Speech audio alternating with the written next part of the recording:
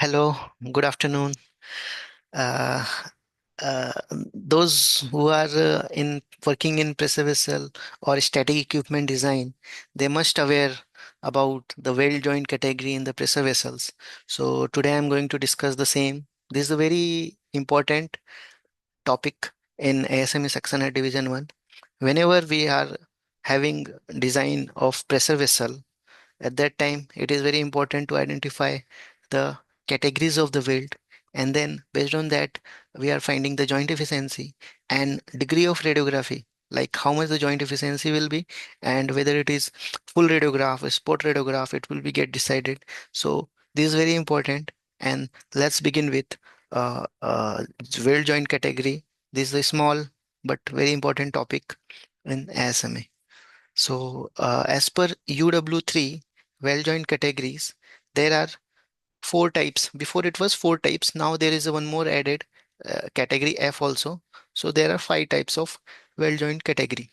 So as you know, in the pressure vessel, whether it is horizontal, vertical, or any other shape, there are longitudinal seam. Whenever I am saying a longitudinal seam, it denotes it denotes the this long seam. And whenever I am saying the circumferential seams are like this, talking about this one. So along the circumference, this is the circumferential seam. So in the longitudinal seam and circumferential seam, I guess you got this idea. And just I will first briefly tell what are the parts in the pressure vessels. So in the pressure vessel, the important part is that this is the shell. This is the shell. This may be made by two pieces. So there will be two plates is utilized, and then there will be a dish head. This part is a dish head. This is a hemispherical dish head. There may be a part of cone. This is the called as cone. This again one cylinder. There is a girth flange. This one. There again one more girth flange. This might be a toruspherical or ellipsoidal dish head. There may be a process connections. These are the nozzles. This can be made by a pipe or plate material. Then above that there is a flange. This one is a flange. Here in the bottom also this is the flange. So for the flange is just to have a connection with the piping inside the plant. This is the bottom boot nozzle. This again made by plate or pipe. Then there will be a cap, dish head, and then it is connected to the flange nozzles. So nozzle and flange. So this might be used for the drain purpose. Then again this it is for heat exchanger case. This must be a tube sheet, and then tubes are shown here like this. And this weld joint category is F. We'll discuss later on. So these the major basic parts of the pressure vessel. And there is one more important thing is that supports of that vessel. So support is also very important, but here that is not comes under the joint category of the weld. So that's why it is ignored in that this drawing in the ASME. So let's start with the category A weld joint. So category A weld joint is always associated with a long seam in case of shell. So whenever is there is a shell and there is a long seam, it is comes under a category A weld joint.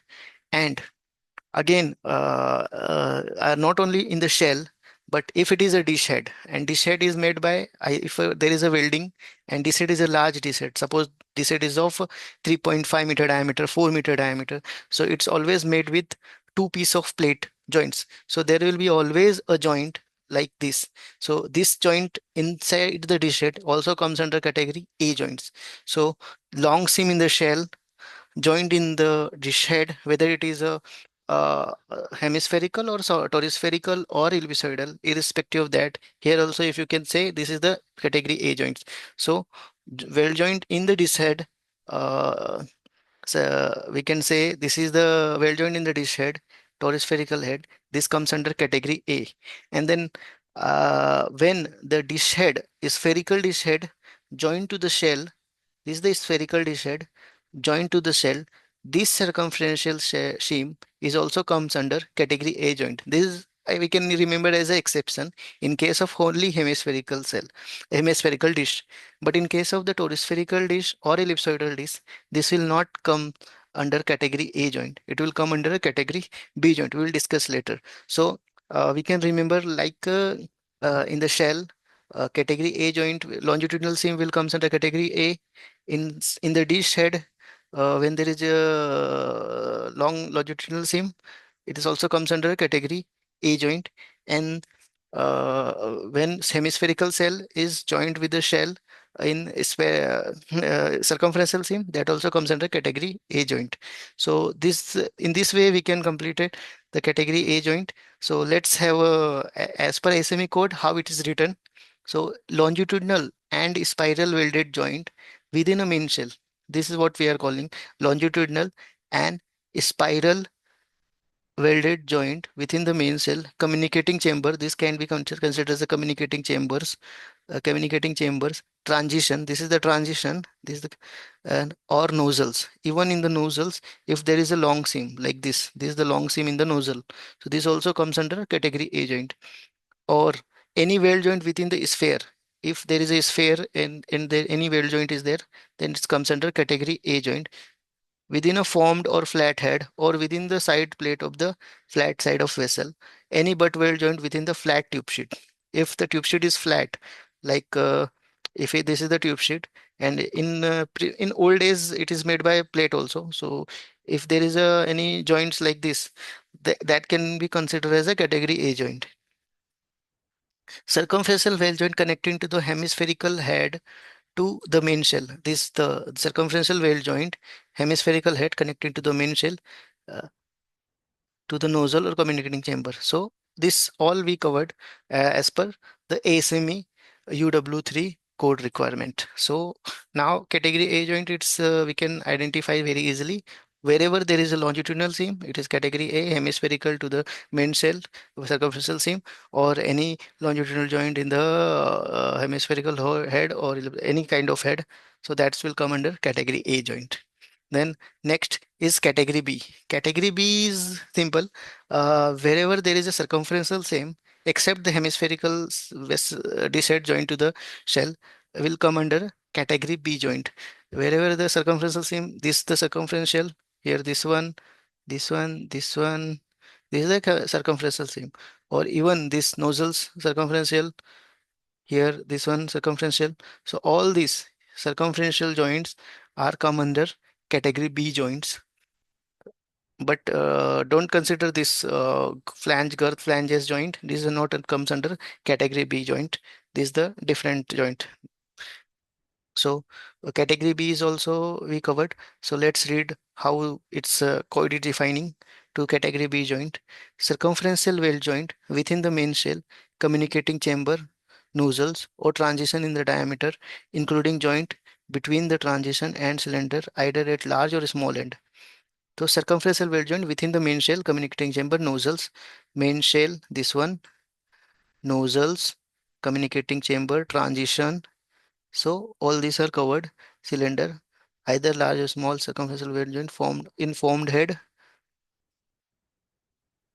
Circumferential weld joint connecting to the form head other than the hemispherical main cell. Other than this, if it is connected like if this head is ellipsoidal, then it comes under category B joint. But it is hemispherical, then it is considered as the category A joint. So in this way, I completed this category B. Now next is a category C joint. Category C joint is whenever there is a nozzle flange, the flange is there and it is connected to the nozzle pipe, then it comes under category C joint. Or here girth flange connecting to the main shell, or dish head connecting to the wherever there is a flange and it is connecting to the any part, that part will come under category C joint. It is simple. So welded joint connecting to the flange, lap joint, stub, tube sheet, flathead or form head, transition diameter nozzle, communicating chamber, weld joint side, it comes under category C. So whenever there is a flange and adjacent to that one, there is a weld joint, circumferential weld joint, if you can say. So that comes under category C joint. So as per my understanding, I am all just reading the code requirements. If there is any correction, just let me know. I can read about that one and we can discuss on that one in the comments sections. Okay. Then next is a category D joint. Category D joint is whenever the nozzle is connected to the main shell, or any other part, nozzles are connected or communicating chambers are connected to the main shell, that joint is comes under category D. This is the nozzle, it's connected to the main shell. This is the category D joint. Here the either it is a big nozzle, it is connected to the main shell, it is category D joint. So in this way, we are defining the category D. It is related to the nozzle directly connecting to the shell. So welded joint connecting communicating chamber nozzles to the main cell is sphere or any transition in diameter to the head or diffusion welded pack uh, flat side vessel or those joined in the connected in the communicating chamber nozzle at the small end or a transition in the diameter. So in this way, the language of this code is like it is difficult to understand, but in the simple way we can remember in this way. So whenever there is a nozzle, it directly connected to the main shell, it is D, and whenever the flange joined to the nozzle, that will comes under category C. That flange, either the standard flange or body flange or girth flange, it is under category C. Even it is tube sheet, then also it will come under category C. So in this way, by just simply remembering this fact, we can simply identify that category of the weld joints. And then there will be a category F. Category F is recently introduced, and that welded joint connecting to tube sheet as per UW20 category F. So whenever there is a tube sheet and then tube and there is either welds are there like seal weld or strength weld, so that comes under category F. Sometime it is only expanded that in that case there will be no category because it is not welded. But if it is a welded strength weld, partial weld, seal weld, in that case it will comes under category F. So in this way, we discussed about five category of weld joint, and then later on, this category of the weld joint, we it is very useful in defining the RT requirements, whether vessel will qualify as a RT1, RT2, RT3, RT4. It's a deciding factor, and in that way, it is punched on the nameplate as well, the RT of that particular vessel. So hope you enjoyed this session. If you like, do comment. If you have any query or if you want any other topics, just let me know. We'll make another short video. Bye bye. Thank you.